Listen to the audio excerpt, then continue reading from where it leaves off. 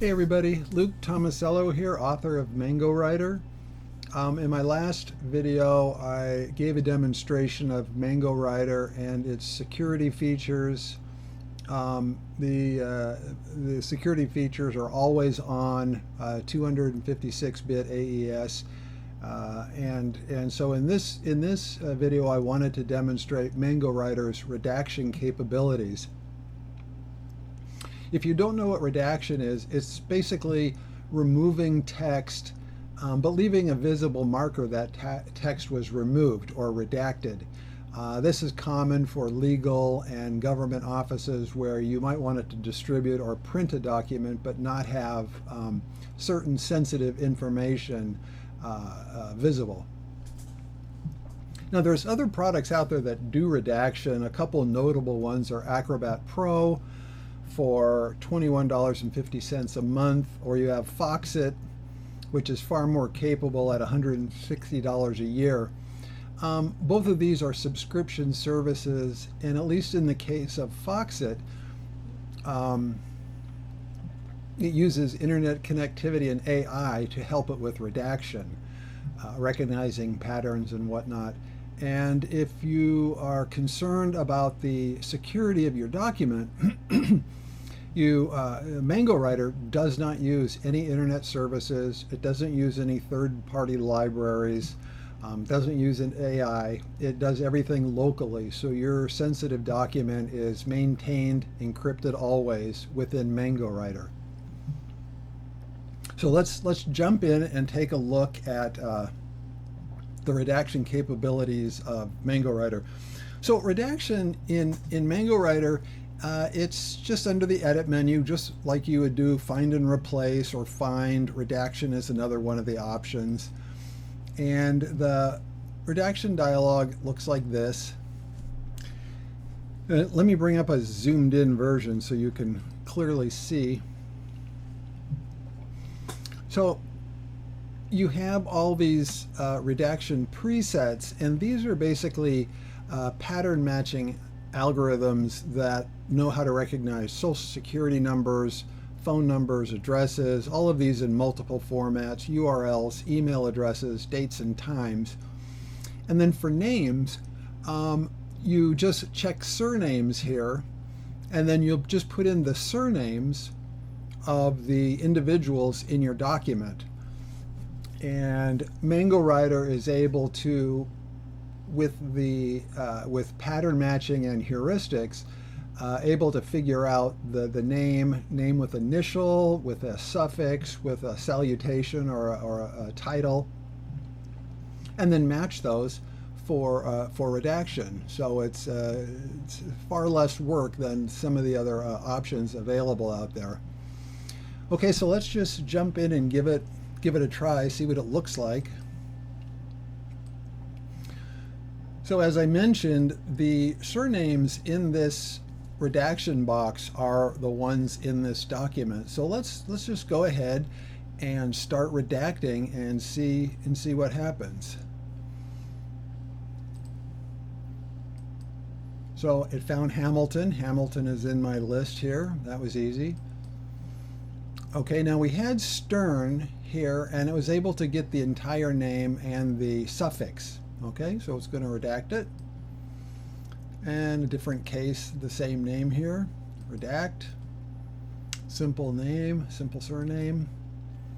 Now these two I included just because they're a little bit interesting. Of course it recognizes hyphenated names, but this one is particularly interesting because we not only recognize Hamilton as a standalone name, but we also recognize Hamilton Burr. This is important because you want to recognize these individually, because you don't want to just come along and recognize Hamilton and leave the Burr out there, which would be a little bit ugly. And then the other thing it does is it recognizes, so we'll go ahead and redact that. The other thing it recognizes are aliases. So it'll actually figure out that, you know, Lou Dang Debbie Who is Debbie Who or Lou Dang Who. So it's able to ferret out the correct answer there. Okay, so names. It's just that easy. Now this document is about 3,800 lines. It's not a small document. It's a full living trust.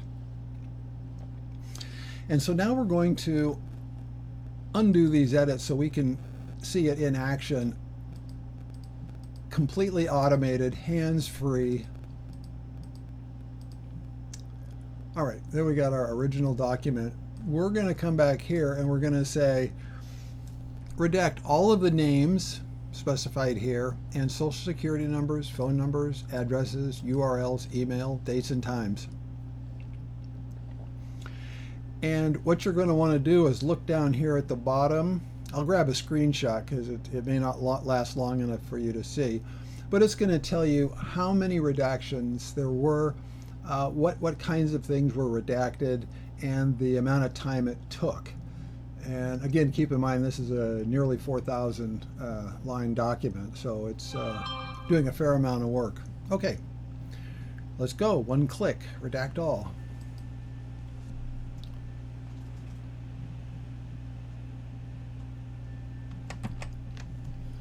Okay, there it goes. Took 5,000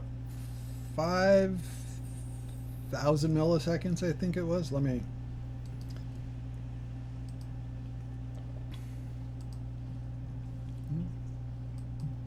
Yeah, it was just over 5 seconds.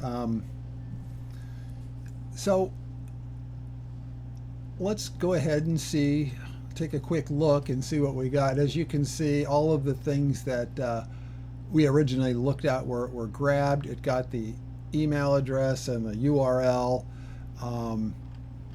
We go down here and it's got, these are the individuals mentioned in the trust, dates and times, all redacted. And so a little bit about redaction. In this session, I can easily undo, and it will undo all of this. However, after you save or print, the text is gone. It's not merely hidden underneath something. It's removed from the document and replaced with these blackout. With this blackout. So let's go ahead and save. We want to save our redactions here.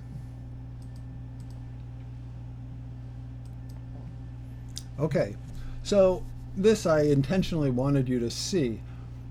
If you have an original document and you do redactions, you almost certainly don't want to overwrite the original. So that's what this dialog is telling you. It's the redaction overwrite warning.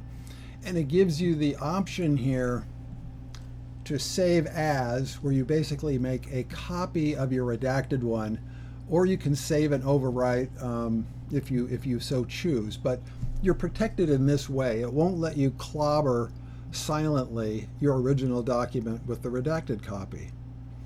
Okay, so that's really it. I'm just going to cancel this. I'm just going to show you that I can undo all of this in one fell swoop here. I'm just going to do, yeah, I'll do it right here. Undo, boom. The document is restored. No more redactions. And that's it. So in summary, MangoWriter is air-gapped. It does not use any external services. It doesn't use the internet. It doesn't use AI. It doesn't use third-party DLLs. All of this is done within secure MangoWriter, and that security is persistent. There are no clear text, plain text temp files.